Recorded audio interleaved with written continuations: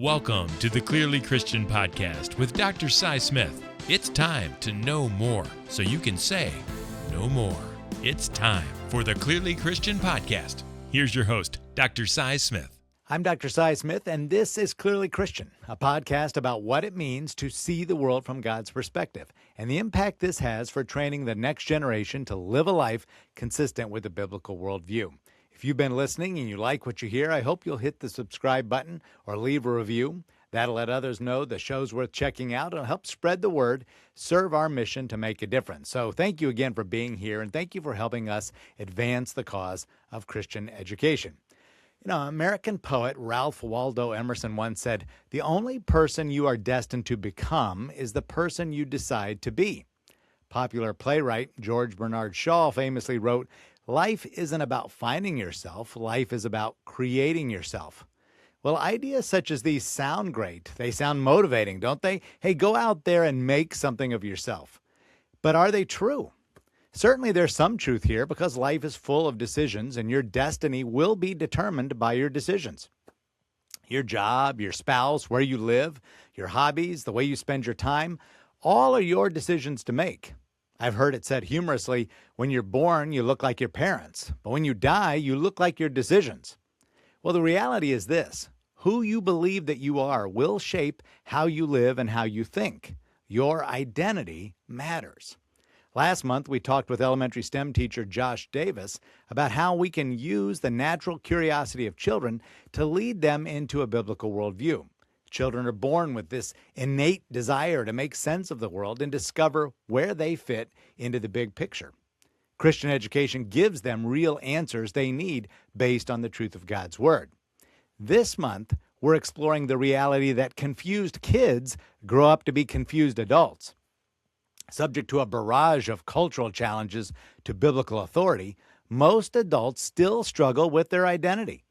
Convinced that authenticity is the ultimate goal and that truth is a matter of personal opinion, adults find themselves searching for real answers in a culture that just says, follow your heart. Here's the second dose of reality. Your identity is not something you create or achieve, but rather something you receive. Your true identity, the deepest part of you, when you strip away everything else that you tried to create or tried to achieve or what others told you about yourself, your true identity is the one that God gave you. Knowing who you are is critical in order to know how to live and how to think. From your biggest decisions to your daily habits, you're either regularly becoming the person God has made you to be, or someone who's drifting along wondering where you fit in or if what you do really matters. So how can both adults and children work through this learning process to be the people God's called them to be and make an impact on the culture for Christ? Well, that's the conversation we're having today with leadership coach Zach Roberts, who faces this challenge with clients every day. Zach's a faith-based business coach and an entrepreneur and an operations expert with over 20 years of experience. From climbing the ranks at Sears Holdings to navigating the complexities of the real estate industry, Zach's built his career on a simple philosophy, and it's this: excellence is a journey guided by faith. He successfully launched multiple businesses and partnered with high-profile teams by focusing on forward-thinking strategy and clear communication. Personally, I know him to be a school board member at Mansfield Christian and the father of students here at our school, and his spouse works for us as well. So he's all in to Christian education. We are so grateful to have him on the show today. So Zach, welcome to the Clearly Christian Podcast. Thank you so much. What an honor. And I appreciate the being able to be on the show. Awesome. Great. Well, again, it's great to have you here and exciting to talk about what it is you do, because a little bit the same in terms of what I do, but we're excited to talk about that today. So let's jump in. Today, I want to talk about what is ultimately driving the decisions we make and how seemingly small decisions often lead to big outcomes. And we're obviously going to talk about that in the context of what it is Zach does. So let's start with your role as a leadership coach and an executive assistant at a local church. Tell us about your journey. How'd you come into leadership coaching? That's probably not something you said to yourself, 20, 30 years ago, even if you might have been pursuing some sort of education. But what is it you do and why do you do it? Yeah, great place to start. So So often, like many of us, it started with a who. At a very young age, I had the opportunity to work at Sears. There was a gentleman managing that Sears store by the name of Mr. Briley, and really at 15 or 16, he shaped my leadership skill just Mm. through his communication style, his leadership. I mean, it really gave me something to aim for. And so as I progressed through Sears and through that 19-year career, I developed a passion for leading others and distinguishing the difference between managing a process and really developing leaders. And I was all in on encouraging, coming alongside those and showing them that they're more, they're capable of much more. Christ has in for them an amazing story that he has put together. It's just a matter of will they step into it and have the confidence to do that. And I love that part of it. And that led to an opportunity in real estate, which is a God story. I moved from Sears as it was closing into real estate to help do the same thing, build the team, make an impact in the community, and lead others around so they can have a life of intentionality. From there, I had the honor and privilege of working with Keller Williams for 8 years, coaching large real estate teams, supporting them, helping them give them the language around what does it mean to be a leader? How do we make an impact? And more importantly, in my career, how do we make a kingdom impact? And that's extremely important to me from a biblical worldview on how do we do that. So had the opportunity to do that before stepping out on my own and coaching. In that practice, it led me to be able to support my church that I've been a part of for 18 years. So Crossroads Church here in Mansfield, been a part of that. And now I get to serve as a senior executive while still doing my coaching company. But from my perspective, God has placed in my heart a calling to help those live out all that he has for them and to encourage them and just help hold them accountable to what they want to achieve. So all of it's kind of in the same vein of work, of just the amazing people that's around me following Christ as they follow and others as they follow Christ. And that's kind of led me to where we're at today. Yeah, fascinating story.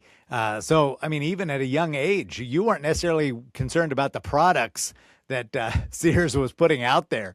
It sounds like even as a young person in your upper teens, you were already studying people and studying the process and studying the systems and, you know, what motivates. I mean, it's great. Sounds like you were really kind of built for this because then you carried that on to Keller Williams, where it sounds like you were not necessarily saying, okay, I'm going to study the best markets all around the country as much as I'm going to be a student of people and a student of, you know, who is effective and for what reason are they effective? Is it the property? No, it's probably the person.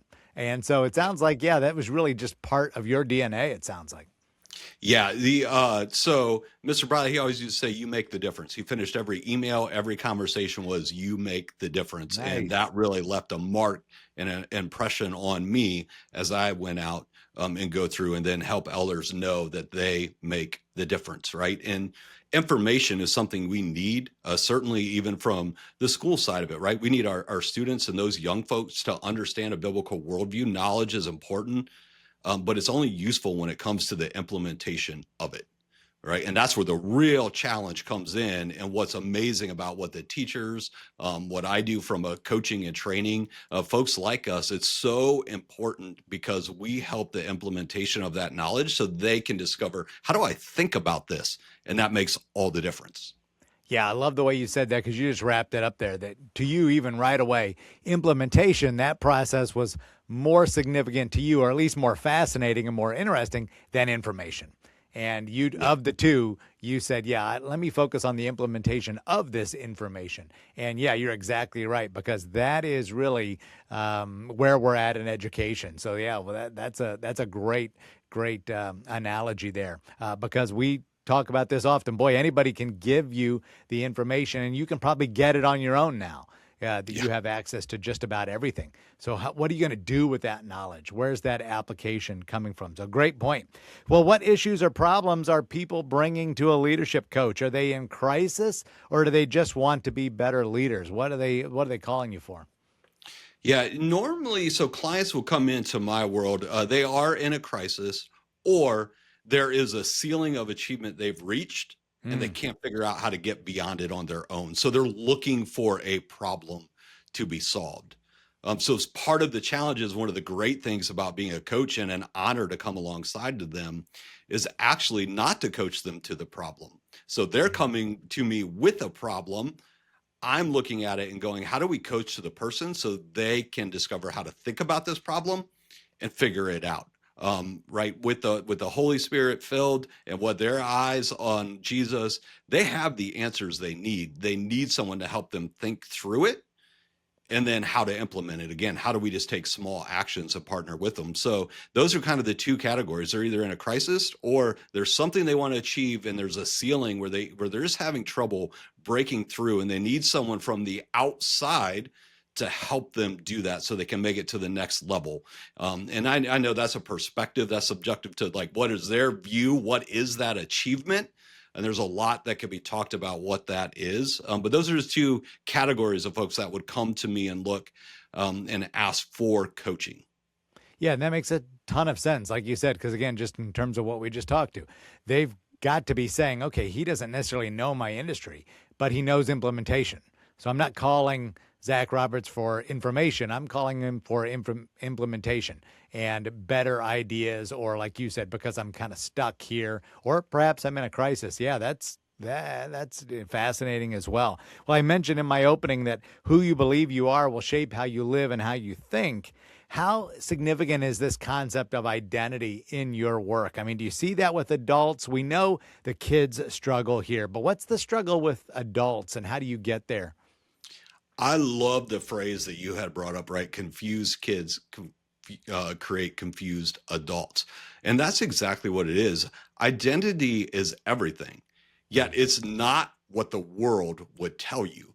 They would like you to go by your identity on what you do and find your worth in the work that you're in. So whether that is a CEO, whether that's a janitor, whether that is an athlete, whatever your role may be, husband, father, spouse, wife, like any of those things, when you go through, it is very easy to get your identity in Christ and your vocation, calling, station confused and flipped.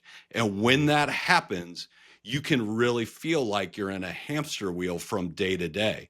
And without that vision and without that clarity about who you are, you're now finding your worth from your work. And that will be a disappointing venture each and every day. It just produces this anxiety that we see so much in our culture now to perform.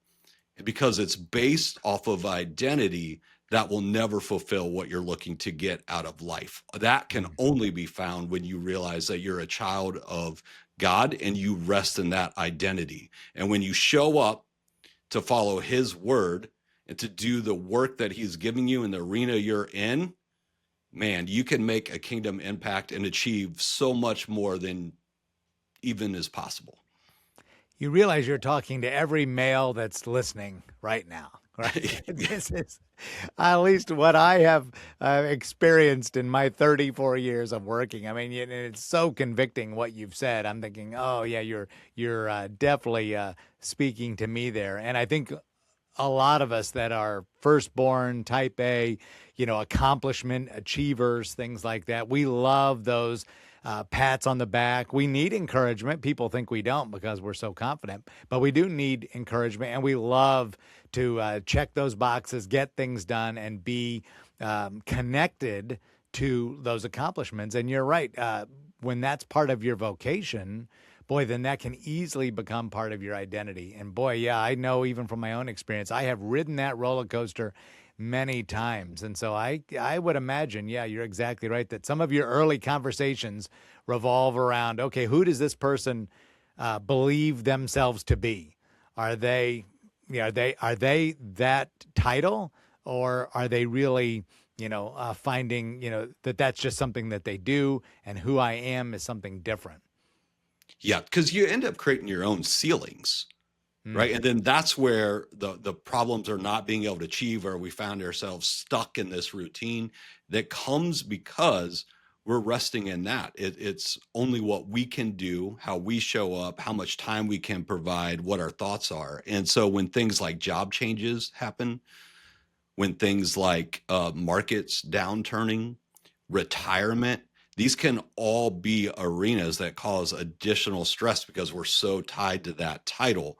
And that's a hindrance. It actually turns out to be an anchor where the freedom to perform at your best, step into the job with courage, do the work that needs to be done, all comes from finding something outside of yourself, right? Yeah. A more simple way I like to look at it is you're the one that got yourself into the mess. You're not going to be the one that gets yourself out of it. You're going to need some outside help and support. And honestly, that's where coaching really comes in, as you mentioned, having someone who can step outside your world and look in and remind you of that is so powerful. And the younger that we can teach these leaders that lesson, the more powerful and more impactful they can be for the kingdom and for the community where God has them placed. Yeah, that's a great point, because we're trying to preach that right away at those young ages, obviously in Christian education, that your identity, is not necessarily wrapped up in the skills and the talents that God gave you. Those are wonderful things, and He wants you to use those things. But that identity as being a child of God made in His image, that stays whether you have those skills and talents or not, because some days you may not. And especially, as you know, as elementary kids, every one of them wants to be a professional basketball player. They want to be a this, that, the other, right? I mean, their self-esteem and identity changes with the weeks. And so we've got to make sure that it can be built on something that obviously is true and it's going to last. And you mentioned, and because we face this too in education, so it's a good segue. You mentioned, the world gets it wrong and the world is preaching a different message. What is it in our culture that really takes people the wrong direction here? I mean, especially even in our kids or young adults that you think of, is it just the influence of social media, or is it, this priority of finding my authentic self and I've got to be true to me and it's elevating the self above everything else? Or is it just that nobody believes the Bible's true anymore? Yeah, all of that, right? I think there could be a case made to all of that and say yes. When I reflect on it and respond to that, I really think it boils down to because we're looking to grasp something that isn't ours to obtain. And our identity comes from Christ. So that's not something we can go get, it's something we receive. And what happens if you don't have that and you fall in the category where you believe scripture is false, or you don't believe in a God, or you don't follow the Bible, well, where are you going to go to get your identity? And so you find yourself lost. And I think that's why people pour into the titles. I think that's why suicide rates, loneliness, divorce, I think a lot of those numbers, and I know there's a lot of things going in there, so I'm not saying that's the only way, but I do think a large portion of that is because we're lost and we're looking for an identity that we'll never find until we come to a biblical worldview, till we surrender to Christ, and then we'll receive our identity from Him. And that makes all the difference. Then everything changes in your world and there's freedom there. But until that, we're just searching and we're grabbing and we're looking for validation from others, from our work. And that can come from social media, just exacerbates that. I mean, gives you a platform to really look for that and to speak to, but it's false. It's built on a shaky foundation that won't hold up the long run. So it really just, yeah. Yeah. So you're obviously driving this person, this client, to see this from a biblical worldview. I mean, it sounds like really your coaching rests on this as a foundation, because you're leading them there to say, hey, if we're going to be successful here, we have to understand this truth, this biblical understanding. What then is another coach going to do who doesn't lead people there? I mean, what does coaching from another perspective look like? I mean, again, I'm trying to comprehend it because I don't live in that world, and this seems so right and so true to me. So what makes your approach different than the others? Yeah, well, one, because of that biblical foundation. But if you take that out into secular coaching and when you work through, and I do have clients that I work through with that, we still want to identify what's your foundation. Like, what are driving your beliefs?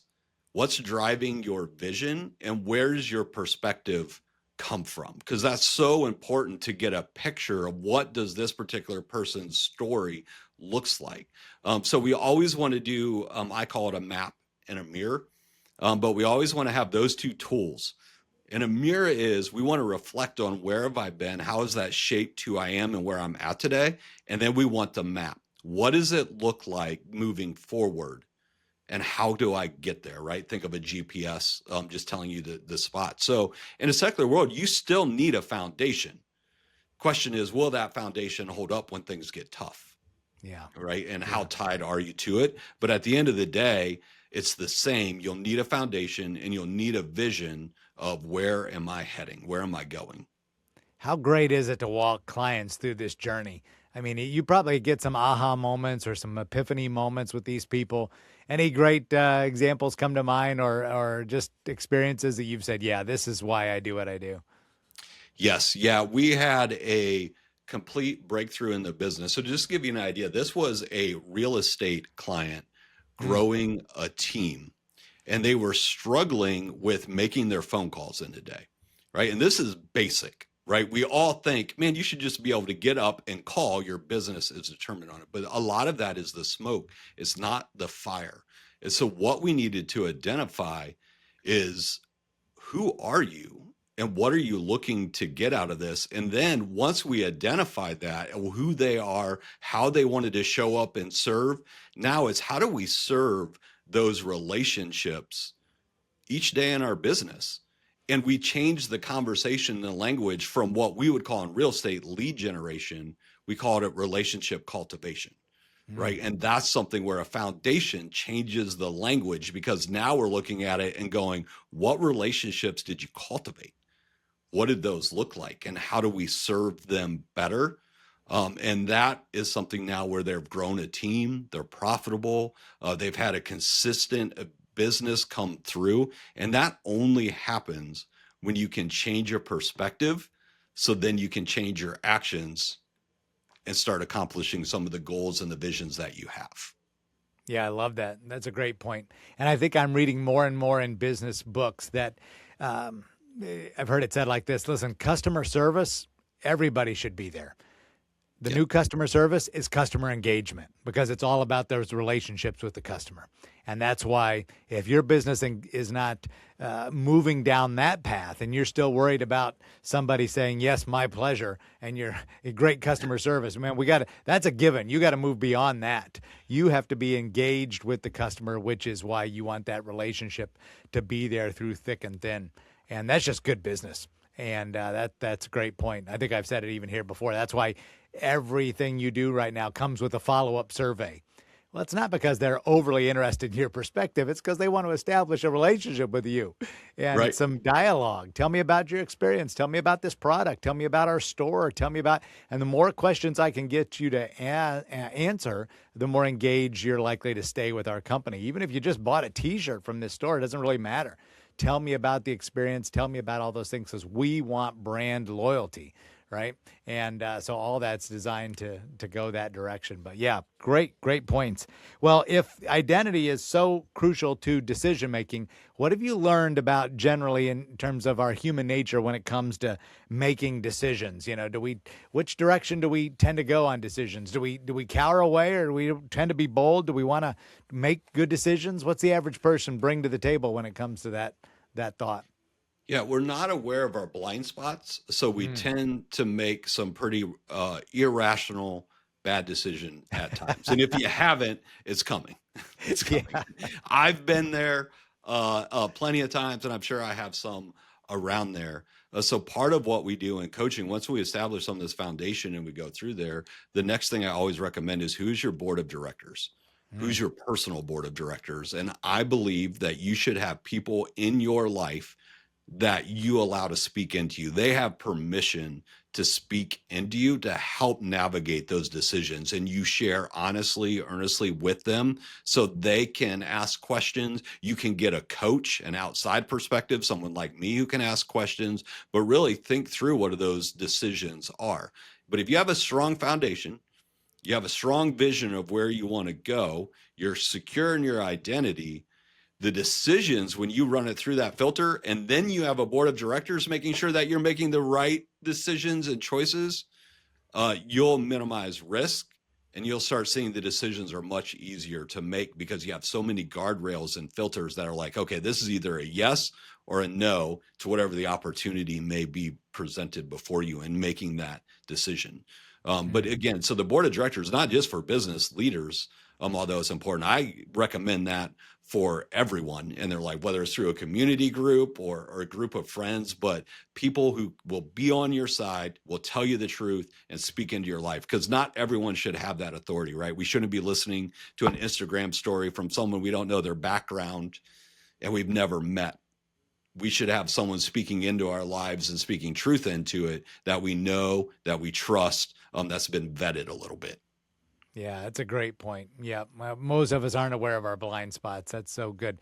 And are people making bad decisions because they're looking for the big moment with the big result, and they want that so badly that they just aren't aware of some of those other things? Yeah, absolutely. I mean, it's the carrot and the stick, right? And I think when especially if you're an achiever or you're an entrepreneur, many of us are family members, whether that is in a parent role or even in a grandparent role, right? But there's pressures put on from the outside world for us to perform and to succeed. And generally, we do have responsibilities we need to take over, house payments, car payments, and things. Yeah. So a lot of times what we find is we get focused on taking back control. We get focused on the outcomes and not the day-to-day habits or the day-to-day actions that will lead to it. We just want the end result like a lottery ticket, right? We just want to scratch it and be like, great, success, we're done, and not put the work in day-to-day that it takes to get there. I look at it as time on task over time.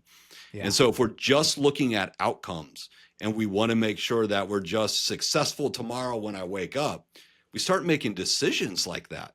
And those are decisions that, again, are not well thought out. And a lot of times are so hit or miss. It's just a 50-50. You can flip a coin whether you're actually going to execute that or not. So that's what drives those bad decisions. It's almost being, you're just not intentional with the decisions and the choices you're making. You're just looking at what do I want success to look like and how quickly can I get it? And so you make these rash decisions instead of stepping back, slowing down, and reflecting on what do I really want. How come all of us have to learn this the hard way? Yeah. I mean, it just seems like, there's got to be every listener out there going, boy, I wish I would have learned that as a young person, right? Because especially as a young person, you're so impatient. And we live in this society that is instant satisfaction, instant gratification, and they can get whatever they want right now. I mean, it's at their fingertips, literally. I don't have to be a part of the slow process of the daily habits and the routines. And that really, like you said, it really causes problems down the road. I read a good book during this year, and I just told the kids about it, I think in chapel last week or the week before, called Gradually, Then Suddenly. And it's by Mark Batterson. And so if you're out there listening, I'd encourage you to check that out if this is a topic that interests you. But his whole point is, listen, anything worthwhile in life is the result of, small daily habits, small regular decisions that over time will get you to that sudden result that you're looking for. But we love suddenly, but we don't love the gradually part. But everything worthwhile in life happens that way.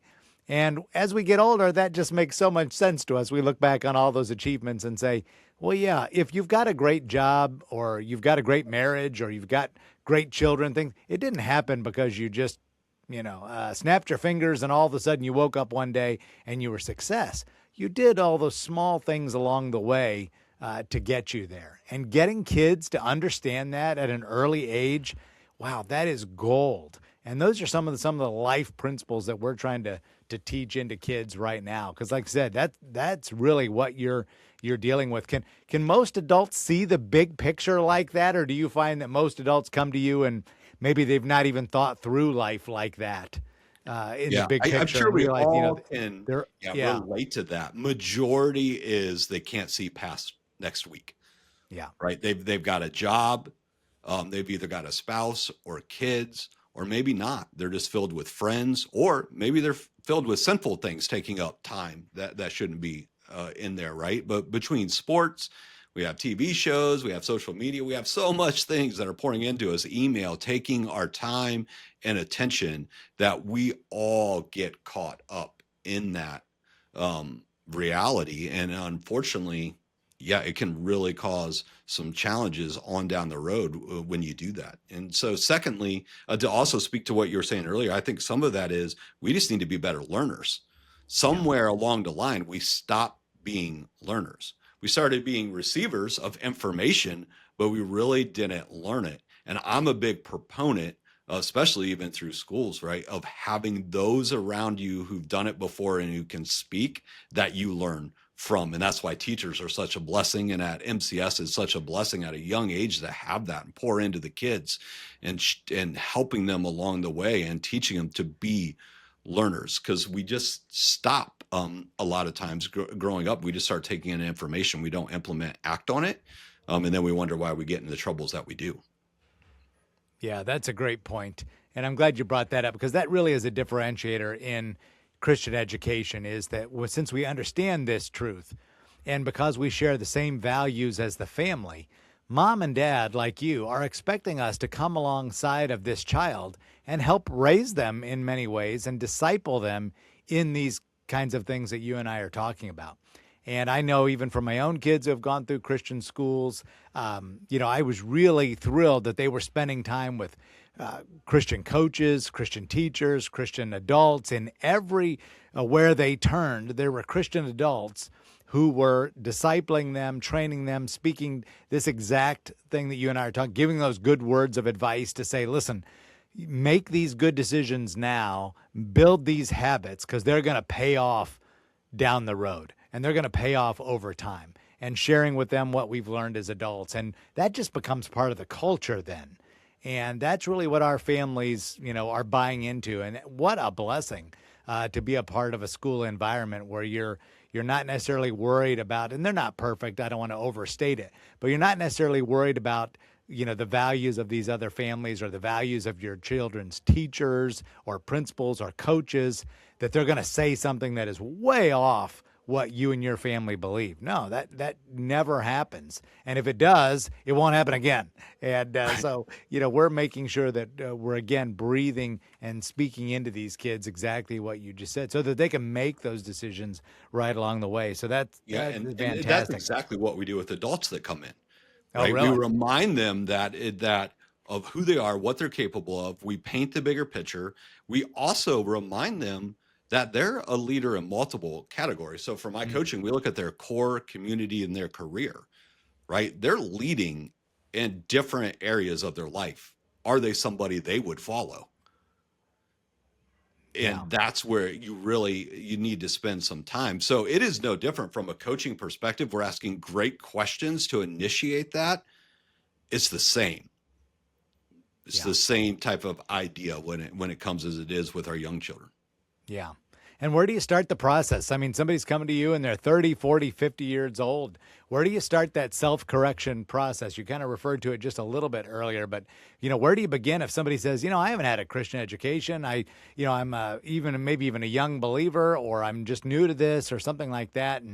And boy, I don't even understand some of the language that you're talking about. Where do you begin with somebody? Yeah. So first we start looking at, what do you want your year to look like if it was perfect? Right. And we all know that perfect is arbitrary pursuit. We're always going to be going to it till we're perfected in Christ. But at the end of the day, we just ask, what do you want that to look like? What do your life wants to look like? And then what are the gaps? Right. When you write that out and talk about what you want it to look like, then we go into, what is the reality? Where are you right now in that? And then what's the next right thing we can do tomorrow? And we start small. And small steps will end up to a lot of mileage if we can just stay consistent. So we paint the picture, we see where the gaps are at, we go in, identify those gaps, and then we ask, what's just one thing that we can take action on and improve tomorrow that was better than the day before? Okay. Yeah. Interesting. I like that. So in light of these things and what we talked about and how, adults approach these things, what are some issues or some challenges that you would like to see the church or Christian organizations and even, people like me say, hey, if I could give you some advice on how we can help people become the people that God wants them to be. Can you start addressing this, or is there a need there that you see out there in society that, boy, people really come to you with this need, and man, if they could fill this prior to coming to me, they'd probably be in better shape. But any advice for us, those of us in ministry, in terms of dealing with humans and human nature? Yeah, I think clarity is power. I think being clear in what we're teaching and the way that we're communicating, those expectations are so important. So clarity is power in all that we do. When we have those, and when we can be clear about what we want, who we are, what our life currently looks like, what our calling is, what we think our vocation is, those things we can lay before the Lord. There's power in that, because now you can bring that to a coach, or you can bring that to a board, and we can have conversations about what's the next right thing to do to move forward. But when you're not clear, right, now we're in this muddy space, and it's hard to make the next right decision, because anything's possible in this world, right? Especially if we're talking about monetary issues and challenges in this world. Well, there is 1 million, probably 2 million ways to make money and to show up. So it's not the opportunity or the abundance of that's causing the problem. It's what's the clarity we need around it, so you can show up to be the person God called you to be. And that's the number one thing. If people have that clarity, it makes a lot of difference when coaching them. Second, unsaid expectations in our relationships. And that shows up really in leadership, but it starts at home. It shows up with spouses, shows up with the way that we communicate with our friends and even those around. But disappointments from a human standpoint a lot of times come because we weren't clear about what our expectations were, and we maybe only shared them with ourselves. They were just set in our own mind, and we never talked about what those expectations are, and then someone lets us down. Right? Or someone doesn't meet those expectations, and shows up in a multitude of ways, right? Anger, disappointment, sadness. Sometimes maybe we don't want that relationship anymore. Well, the truth of that is, as Jesus pointed out, that it falls right into the leadership, the way that we disciple, right? There needs to be clear expectations that are spoken about and that we know how to operate in, so we can help each other, so we can be clear. So we can love all the good and the bad that comes with just being us, right? And how we go through there. But that needs to be said. So clarity is power, and just make sure that in all that we do, right, we have shared the expectations in each one of our relationships. That's so good. I don't know one person that doesn't need to hear that. No matter where you're at in your life stage, whether you're just a young person or you're a seasoned veteran, I think that's so true. And like you said, that crosses all businesses and life relations and things of that nature. And we would do wise in education to start teaching some of those principles early and modeling them early, right? I mean, teachers, our whole job rests on those principles, right? Clarity, knowing what you're doing and why you're doing it, obviously, and that the students clearly understand those expectations then, and then making sure that those are, communicated well. So I love those thoughts and those ideas. Well, a great conversation. And so I'm sure that has spurred on things for our listeners to say, we probably should follow that up and talk about that. Or maybe I'd like to talk to Zach a little further. So if an audience member out there would like to get in touch with you or look up your business, or what should they do? How do they find out more about Zach Roberts and coaching? Yeah, Coach ZacharyRoberts.com. You can go there. There's a spot for you to be able to ask questions. You can see about the coaching opportunities that I have and my offerings, plus my YouTube channel, and a weekly newsletter that I send out some of my thoughts and devotions. Oh, that's great stuff. Great stuff. So I'd encourage you to follow that up, because what he is speaking is truth. And it sounds like it's going to be well worth your time to follow up conversation with Zach Roberts. Well, let me make 2 chalkboard points for you to consider remembering from our show today. Point number 1, identity matters. And the most important part of our identity is what we receive from God. Understanding yourself as God's child, made in his image, is a foundational truth that will impact your perspective on all of life. Your ambitions, your decisions, your convictions, all will be determined by who you believe that you are. And once this belief is rooted in the truth of a biblical worldview, both your purpose and the pathway to get there become much clearer. Point number 2 is this: your life is being built right now, one decision at a time. There are literally hundreds of verses that talk about perseverance, endurance, and faithfulness over time. God knew we would need this instruction because it's not natural for us, but it's exactly what we need to grow into the people God's called us to be. Your ability to see the big picture and understand the significance of seemingly small daily decisions will determine the extent of your kingdom impact. Well, that's our lesson for today, and now you know more. When you know more, you can do more. You can not only think differently, but you can act differently, make a change, live out your convictions, and say no more if you must.